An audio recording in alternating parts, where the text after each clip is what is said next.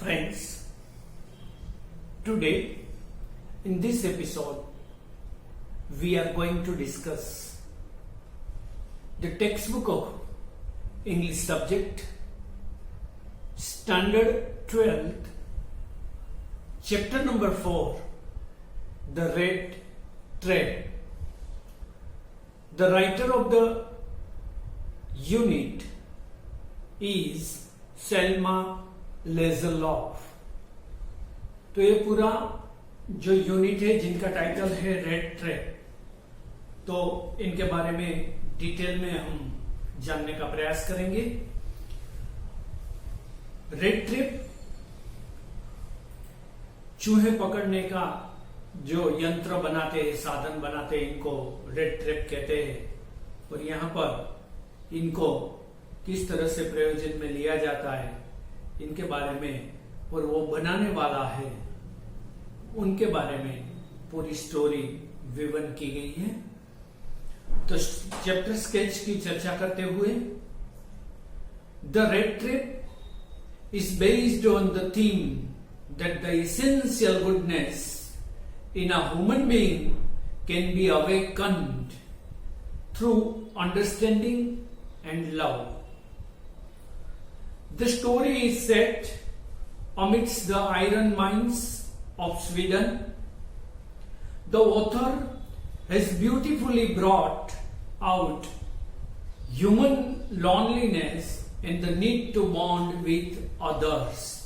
तो यहाँ पर इनका पूरा शब्द चित्रांकन करने का प्रयास किया है कि मानवीय जो गुण होते हैं, दूसरों को मदद करना, दूसरों को सहकार देना, दूसरों को प्रेम करना, दूसरों के साथ अपनी सहानुभूति को शेयर करना, ये सभी गुण रहते हैं सभी इंसानों के अंदर। मगर इनका जो यदि ऐसे गुण वाले व्यक्ति हमें मिल जाए तो हमारे अंदर भी ऐसे गुण प्रकट होने लगते हैं। तो इसके ही सेंटर में रखते हुए यहाँ पर ये पूरा चैप्टर यहाँ बनाया गया है, जो स्वीडन की आयरन माइन से और वहां काम करने वाले आसपास के लोग, इनको सेंटर में रखते हुए ही ये पूरी स्टोरी को लिखा गया है। So let us discuss about the characters of the story. The first character is the peddler, a poor man who sold red traps for a living and was a petty thief. तो peddler अपना जीवन गुजरान करने के लिए वो red trap बनाता है और वो बेचता देता है, उसके अर्थ उपार्जन से अपना जीवन चलाता है। The second character, the crofter, a simple trusting person who is robbed by the peddler. दूसरा है इंपॉर्टेंट कैरेक्टर, वो है क्रॉफ्टर।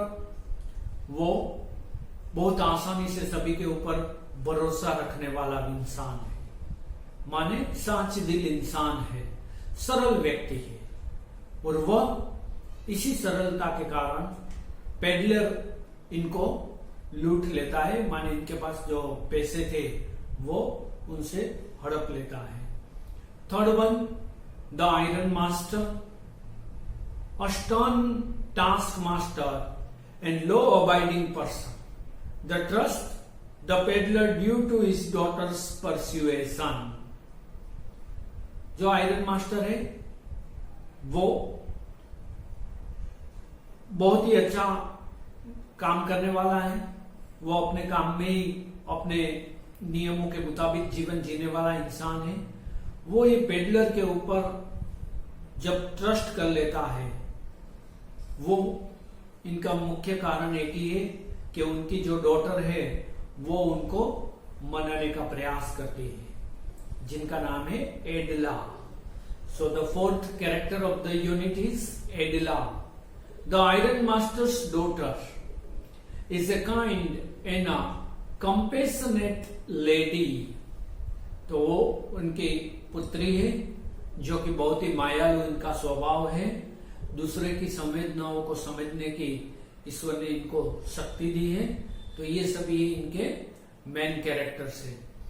इसके बाद जो डिफिकल्ट वर्ड्स यहाँ पर इस चैप्टर के अंदर आने वाले हैं, इनकी चर्चा करते हुए ये जो वर्ड्स आपको सभी को अपनी बुक के अंदर लिख लेने हैं, फेयर बुक के अंदर। मैं हर एक एपिसोड के अंदर बताता हूं, वैसे इसी तरह यहाँ पर भी जो चैप्टर नंबर 4 की हमने चर्चा की, वो की जो main central theme of the story है वो आपको लिख लेना है। मेन कैरेक्टर्स इनके बारे में आपको लिख लेना है, डिफिकल्ट वर्ड्स आपको लिख लेने हैं, और इसके बाद क्वेश्चन एंड आंसर्स यहां पर चर्चा करेंगे, वो भी आपको लिख लेने हैं। So rat traps for catching rats, तो जो चूहे पकड़ने के लिए जो बनाते हैं यंत्र, उनको रेड ट्रैप कहा जाता है। At odd moments in his free time, keep body and soul together, means survive, especially in difficult circumstances. Stricken, hollow, hunger gleamed in his eyes.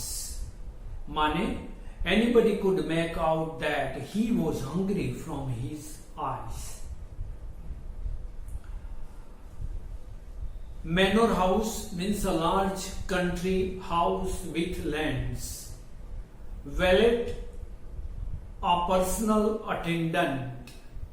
Apprentice means a person who is learning a trade from a skilled employer. That's called it apprentice. Things have gone downhill means matter have deteriorated or worsened. Tramp, homeless person who lives by begging or doing casual work. Puckered means wrinkled. Dissimulate means pretend. Sheriff means the chief executive officer of a distinct having administrative and judicial powers. Person, priest. In good season, it means on time. Intercredit means intervene of spoke on behalf of somebody else. So these are the important difficult words of the story. So you have to write down in your fair book. And now we are going to discuss our chapter number 4. So chapter number 4, The Red Trap. About the author, Selma Lagerlöf, 1858 to 1940, was a Swedish writer whose stories have been translated into many languages. A universal theme runs through all of them, a belief that the essential goodness in a human being can be awakened through understanding and love. तो किसी दूसरे को हम यदि समझने का प्रयास करते, उनको चाहने का प्रयास करते, तो उनके अंदर भी परिवर्तन की शक्यताएं रहती है, उनके अंदर भी जो मानवताएं है वो बाहर प्रकट होने का चांसेस रहता है। यही सेंट्रल थीम के बेस के ऊपर ये पूरी स्टोरी लिखी गई है। This story is set amidst the mines of Sweden, rich in iron ore, which figure large in the history and legends of that country. The story is told somewhat in the manner of a fairy tale. तो यहाँ पर जैसे fairy tale हम पढ़ रहे हैं उसी तरह से उसी मैनर में यहाँ पर पूरी स्टोरी को विवन किया गया है। सो यहाँ पर फ्रेज दिए गए हैं, वो भी आपको इनको आंसर्स फाइंड करके अपनी फेयरबुक के अंदर लिख लेना है. So the first paragraph of the unit. Once upon a time, there was a man who went around selling small red threads of wire. He made them himself at odd moments from the material he got by beggings in the stores or at the big farms. तो जो उनको कहीं से भिक्षा के रूप में मिल जाता था, जो वायर्स, उनकी मदद से, वो आयरन केबल की मदद से वो अपने फ्री टाइम के अंदर ये रेड ट्रेप्स बनाता था. But even so the business was not especially profitable, so he had to resort to both begging and petty thieveries to keep body and soul together. तो वैसे रेड ट्रेप बनाकर बेचना, इनसे तो इनका जीवन गुजारा चल जाए ऐसा तो होता नहीं था. तो इसीलिए उन्होंने दोनों बातें, ये अपना जो परिश्रम भी करते थे, अपना जो स्किल था इनका भी प्रयोजन करते थे, और साइड में छोटी मोटी चोरी भी कर लेता था. Even so his clothes were in a rags, his cheeks were sunken and hunger gleamed in his eyes.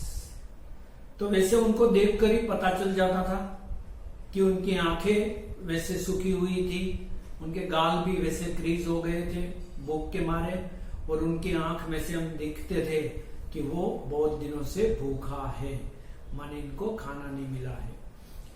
No one can imagine how sad and monotonous life can appear to such a vagabond who plods along the road, left to his own meditations. But one day this man had fallen into a line of thought which really seemed to him entertaining. तो वैसे इनका पूरा जीवन routine monotonous life में ही पूरा वेगाबॉन की तरह समाप्त हो जाता है, सूर्योदय से सूर्यास्त तक और फिर रात्रि से सुबह तक, ऐसे ही इनका जीवन पसार हो जाता है. मगर फिर कभी उनको जो विचार आते हैं वही उनका ध्यान बन जाता है और उसी में ही वो समय पसार करते हैं. बट वन डे उनको जो विचार आता है उनमें वो एंटरटेन करने लगता है. He had naturally been thinking of his red traps when suddenly he was struck by the idea that the whole world about him, the whole world with its lands and seas, its cities and villages, was nothing but a big rat trap. तो जब वो सोचता रहता है तब एक विचार आता है कि जो रेड ट्रैप को देखकर उनको लगता है कि ये पूरा विश्व है, वो भी एक प्रकार का रेड ट्रैप ही है. ये पूरा समंदर, पूरे पृथ्वी, पूरा पर्वत, आकाश, सिटी, ग्राम्य विस्तार, ये सब कुछ माने एक रेड ट्रैप ही है मनुष्य के लिए. तो उनको ये तात्विक विचार आ जाता है और वो उनको रिलेट करता है, माने फिलोसॉफी जीवन में कहां से भी मिल जाए वो उचित ही रहती है. इसे हमने बहुत से महापुरुषों के जीवन के बारे में देखा है कि वो अपने कार्य में मशगूल रहते और जीवन के नए सिद्धांतों, वैज्ञानिकों ने बहुत से संशोधनों को रजू कर दिया, बहुत से आध्यात्मिक पुरुषों ने जीवन के अनमोल रत्न दे दिए. तो यहाँ पर ये छोटा व्यक्ति छोटा कार्य करता है मगर बहुत बड़ा विचार इनको यहाँ पर प्राप्त होता है, जो राइटर ने यहाँ दिखाने का प्रयास किया है. It had never existed for any other purpose than to set bells for people. It offered riches and joy, shelter and food, heat and clothing, exactly as the red trap offered cheese and pork. And as soon as anyone let himself be tempted to touch the belt, it closed in on him, and then everything came to an end. तो वो यहां पर दिखाने का प्रयास कर रहा है जैसे रेड ट्रैप के अंदर कोई छोटा सा चूहा जाए तो वो जाता है, उनके अंदर जो ब्रेड का टुकड़ा है इसके अंदर बटर की स्मेल आती है, वो ब्रेड के टुकड़ा स्मेल की वजह से खाने का प्रयास करता है, अंदर जाता है। जैसे ही वो ब्रेड के टुकड़े को अपने मुंह में डालता है, खींचता है और तुरंत ही वो ट्रैप के अंदर आ जाता है। इसी तरह वो यहाँ पर एक छोटे इंसान, magic of a thinking big, बड़ी सोच का बड़ा जादू यहाँ पर राइटर बताने का प्रयास कर रहा है कि ये रेड ट्रैप भी बताने का प्रयास कर रहा है कि हम भी छोटे मोटे कार्य के अंदर प्रलोभन में आ जाते और वही प्रलोभन में हम फंस जाते और हम भी कोई ना कोई ट्रैप के अंदर आ जाता है। ये जीवन के सुख, संपत्ति, सत्ता, जो ताकत हमारे पास रहती है वही हमारा ईगो का केंद्र बन जाता है और हम इनको ही पॉजिटिवनेस के साथ इनको हमारे पास रखने का प्रयास करते हैं और उसी ट्रैप के अंदर हम भी आ जाता है। तो बहुत फिलोसॉफिकल टच के साथ यहाँ पर राइटर बताने का प्रयास कर रहा है कि हम यहाँ पर वी आर ओनली द ट्रेसपासर्स, हम यहाँ से गुजरने वाले इंसान हैं। हम ये सभी सुख संपत्ति इनके अंदर फंस जाना ये हमारे लिए अच्छी बात नहीं है। तो यहाँ पर वो यदि हम फंस गए तो हमारा संपूर्ण जीवन ही गुलाम बन जाता है, हम ट्रैप के अंदर आ जाते हैं। तो इस एपिसोड को हम यहाँ तक चर्चा करते हैं। सेकंड एपिसोड के अंदर हम इसके आगे की चर्चा करेंगे। Okay, have a nice